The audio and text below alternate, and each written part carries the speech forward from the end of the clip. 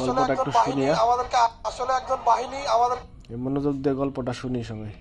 কাহেমে জাহিলিয়ার যুগের মতো নিষ্পেষিত করে রাখছে। আমরা অন্য বাহিনীর নাই, আমরা 6 মাস অস্ত্র ট্রেনিং করছি, আমরা শারীরিক ট্রেনিং করছি। 6 মাস ট্রেনিং করার পরে আমাদের যে নিয়োগ বিধিতে আছে 5 ফিট 6 ইঞ্চি ন্যূনতম। অন্য বাহিনীর তুলনায় আমরাও একটা বাহিনী, কিন্তু আজকে আমরা যেই বেতন পাই এই বেতন নিয়ে আমি আমার ফ্যামিলি নিয়ে, আমার বউ বাচ্চা নিয়ে আমি চলতে পারি না, আমি আমার মা বাবা নিয়ে চলতে পারি না।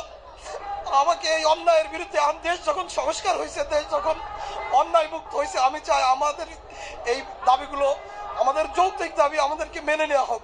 একটা সুশৃঙ্খল বাহিনী, আমাদের কোনো রেশন না ঝুঁকে, কিন্তু আমরা ট্রেনে বুঝি না কথা যে এতদিন কই আছিল এরা?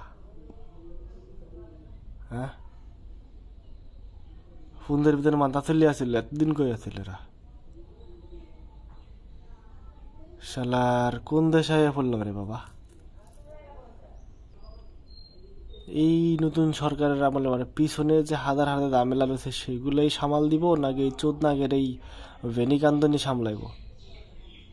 এই নদীর ফুলাগত দৈরা একটা সুতান কাম দৈরা ফোনদের ফুতেরা